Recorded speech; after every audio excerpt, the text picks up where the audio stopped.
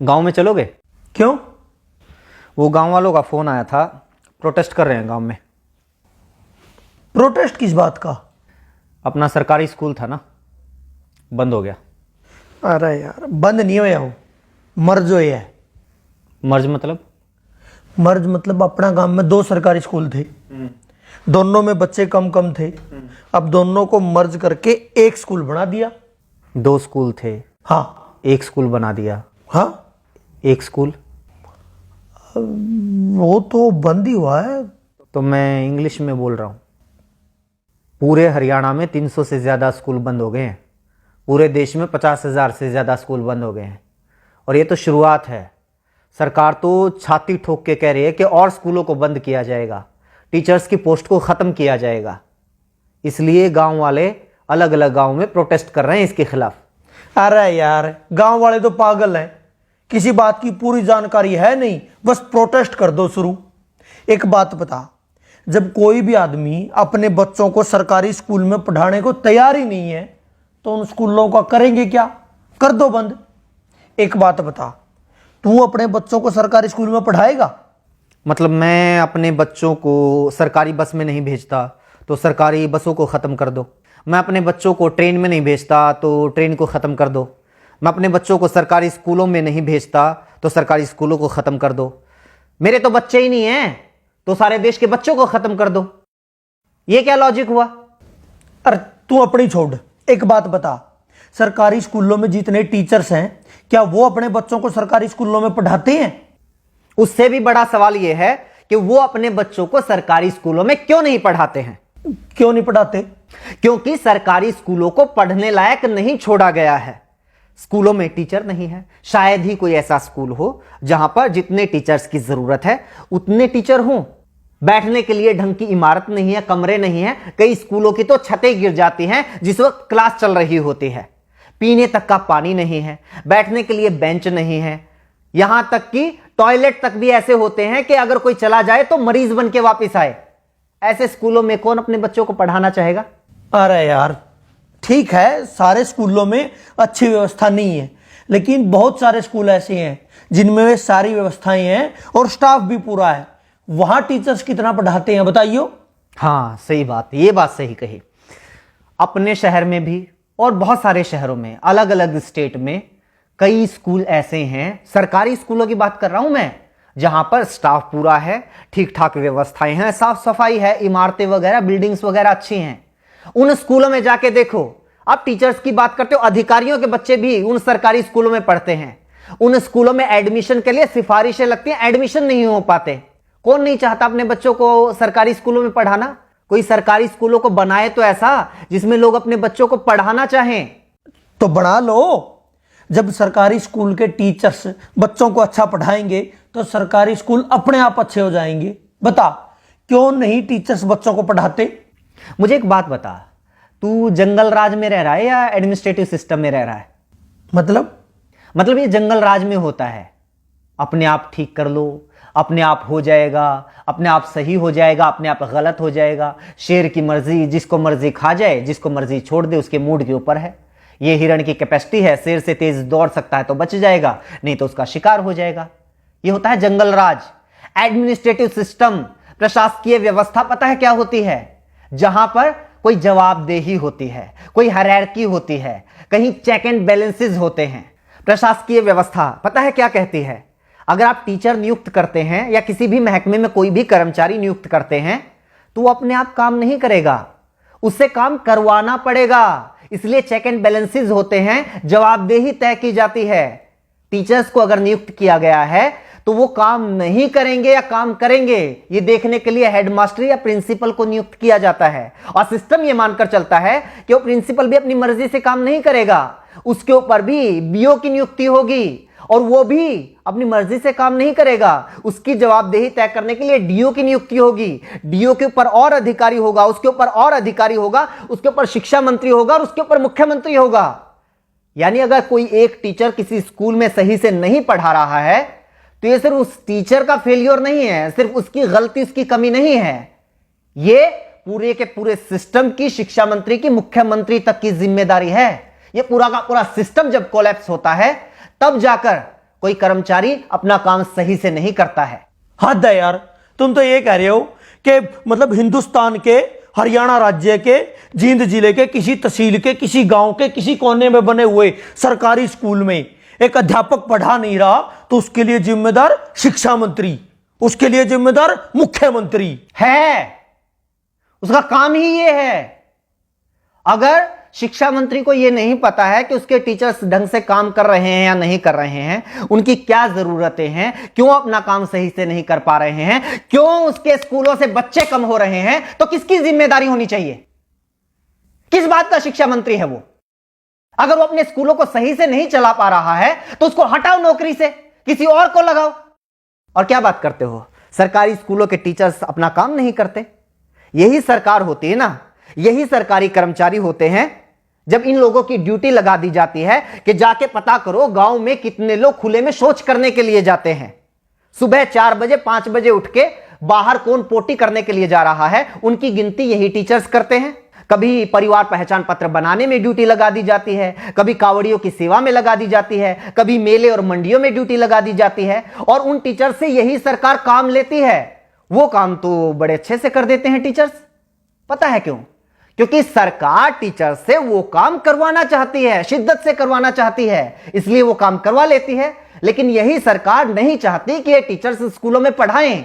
इसलिए मैं भी मानता हूं बहुत सारे टीचर्स अपना काम ईमानदारी से नहीं करते होंगे, क्योंकि उनको पता है कोई चेक एंड बैलेंस नहीं है, कोई जवाबदेही नहीं है, और सरकार खुद नहीं चाहती कि सरकारी स्कूलों में पढ़ाई हो, ताकि बच्चे धीरे धीरे स्कूलों से अपना नाम कटवा कर प्राइवेट स्कूलों में चले जाएं, फिर स्टूडेंट्स की संख्या कम हो जाए और सरकार को बहाना मिल जाए, बच्चे तो आ ही नहीं रहे, स्कूल बंद कर दो। यह ज्ञान देने वाले बहुत मिलेंगे। टीचर्स पढ़ाना शुरू कर दो तो स्कूल अपने आप अच्छे हो जाएंगे। लोग रिश्वत लेना बंद कर दो तो अपने आप करप्शन खत्म हो जाएगा। लोग साफ सफाई रखने लग जाएं तो अपने आप स्वच्छता हो जाएगी। लोग प्रदूषण फैलाना बंद कर दें तो अपने आप पर्यावरण अच्छा हो जाएगा। एडमिनिस्ट्रेटिव सिस्टम में लोग अपने आप नहीं करते, सिस्टम तय करता है कि आपको क्या करना है। देश चला रहे हो, यह सत्संग भवन नहीं चल रहा है यहां पे। चल ठीक है, ये जो पढ़ा रहे हैं या नहीं पढ़ा रहे, सैलरी पता है उनकी कितनी है? 70,000, 80,000। प्राइवेट स्कूलों में भी टीचर हैं 20-20, 25-25 हजार में, इनसे काफी अच्छा पढ़ाते हैं। इनकी सैलरी इतनी क्यों है? अब इस बात को तो क्या जवाब दूं? रुक एक बार, एक लिस्ट में इसी की निकाली थी मैंने।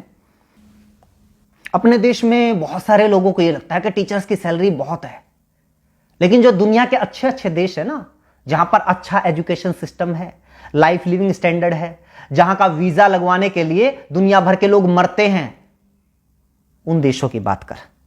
कनाडा में $1,00,000 सालाना, $1,00,000 सालाना टीचर्स की औसत इनकम है। पता है कितना हुआ?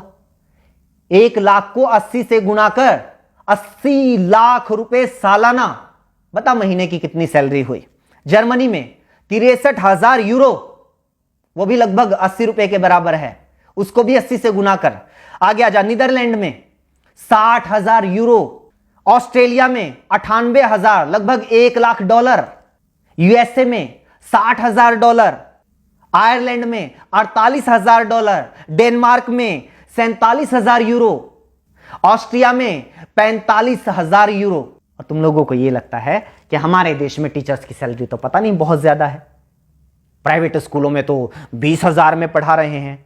जब सरकारी स्कूल वालों की 20,000 रुपए सैलरी कर दोगे ना, तो फिर 10,000 वाले आएंगे, वो कहेंगे कि हम 10,000 में पढ़ाने के लिए तैयार हैं। और जब 10,000 सैलरी कर दोगे तो 5,000 वाले आएंगे, और जब 5,000 कर दोगे तो 500 रुपए वाले आएंगे कि हम 500 रुपए में पढ़ाने के लिए तैयार हैं। और जब 500 कर दोगे तो वो लोग भी आएंगे कि जी बस 2 टाइम की रोटी दे देना, हम तो उसी में पढ़ा लेंगे। और जब वो भी कर दोगे तो वो भी आएंगे कि रोटी की भी जरूरत नहीं है, सिर छुपाने के लिए बस छत दे देना, तो हम पढ़ा लेंगे। कितना नीचे जाओगे?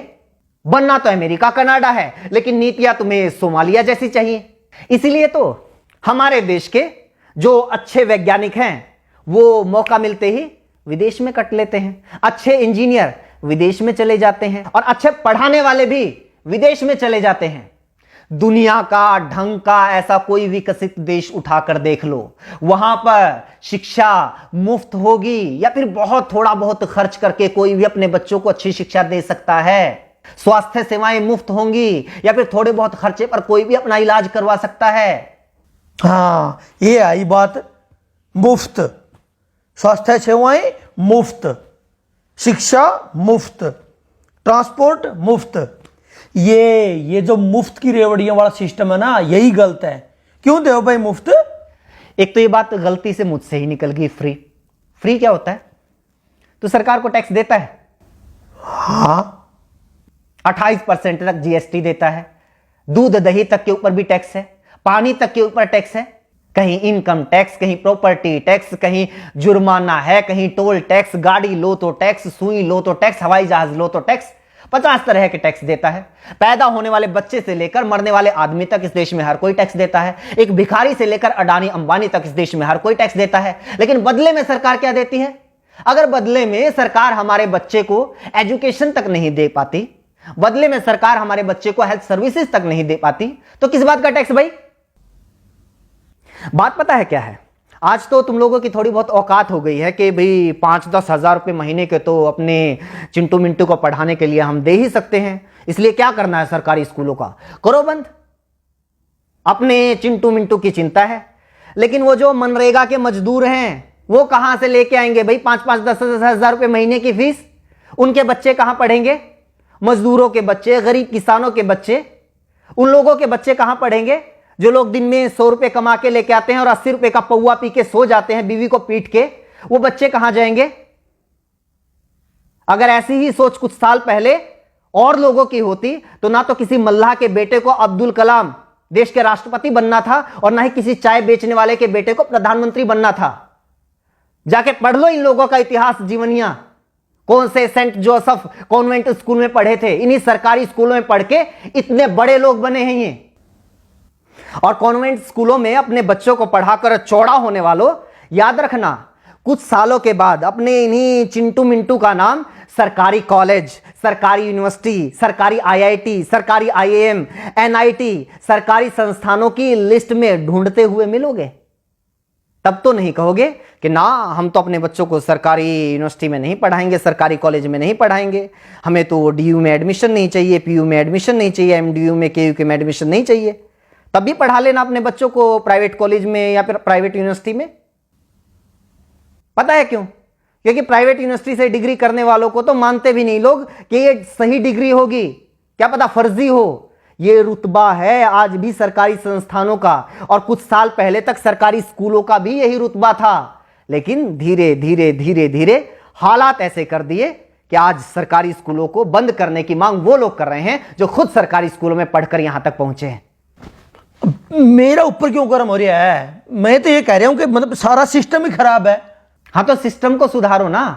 ये क्या बात हुई? सरकारी स्कूलों को बंद कर दो, सरकारी अस्पतालों को बंद कर दो, सरकारी बस सेवा को बंद कर दो, सरकारी रेलवे को बंद कर दो। भाई ये सारी चीजें अगर सरकारी बंद हो जाएंगी, ये सारी चीजें प्राइवेट हो जाएंगी, तो फिर सरकार क्यों सरकारी होनी चाहिए? 20,000 रुपए में शिक्षा मंत्री भी मिल जाएगा, 25,000 रुपए मुख्यमंत्री भी मिल जाएगा। असल में तो फ्री में मिल जाएगा, असल में तो उल्टा मुख्यमंत्री शिक्षा मंत्री बनने के लिए पैसे देने वाले लोग मिल जाएंगे। इनको भी ले आओ प्राइवेट। सिस्टम को सुधारने की बात करो ना, टीचर्स को दोष देके नहीं नहीं बंद करो, इनकी ज्यादा सैलरी है। वैसे जितना इनका काम है ना, इनके लिए तो 10,000 भी ज्यादा है। मतलब मेरा चाचा का लड़का है, सुबेरे 8-9 बजे स्कूल में जाना, 2-2:30 बजे वापिस आ जाइए, हैं संडे की छुट्टी, कई बार सैटरडे की भी छुट्टी, फिर होली दिवाली, मतलब छुट्टी पता नहीं कितनी छुट्टी होती हैं। तनख्वाह 60,000 70,000 रुपये। और यहाँ देखो दिन रात मतलब दुकान में काम करा, होली दिवाली कितने बार तो पता नहीं छुट्टी हुआ नहीं हुआ, 9-10 घंटे कम से कम दुकान खोलते हैं, दिन रात मेहनत करते हैं, तब जाके 2 पैसे आते हैं घर में। असली समस्या तो ये है ना, मेरी बुआ का लड़का सरकारी लगा हुआ है, मेरे चाचा का लड़का सरकारी लगा हुआ है, मेरे पड़ोस में सरकारी लगा हुआ है। पूरे मोहल्ले में एक बच्चे को नौकरी मिल जाए तो सारे मोहल्ले में आग लग जाती है। इस जलन का क्या करेंगे भाई साहब? बस लोगों को यह चाहिए कि भी हमारी एक आंख फूटी हुई है तो सामने वाले की दोनों फोड़ दो। और सरकार भी इस बात को बहुत अच्छे से समझ रही है, इसलिए तुम लोगों को बताती रहती है टाइम टाइम पे कि आज हमने किसानों की दोनों आंखें फोड़ दी, आज हमने मुसलमानों की दोनों आंखें फोड़ दी, आज जाटों की फोड़ दी, आज पटेलों की फोड़ दी, आज बैंक वालों की फोड़ दी, और अब ये सरकारी टीचर्स की फोड़ रहे हैं। तुम लोग खुश? लेकिन नागरिक तो उस दिन बनोगे ना, व्यवस्था तो उस दिन सुधरेगी ना, देश तो उस दिन आगे बढ़ेगा ना, जब खड़े होके कहोगे कि जी सामने वाले की जो दोनों आंखें हैं वो सलामत रहनी चाहिए और मेरी एक आंख फूटी हुई है उसका इलाज करवाओ। तब पता चलेगा सरकार क्या करती है।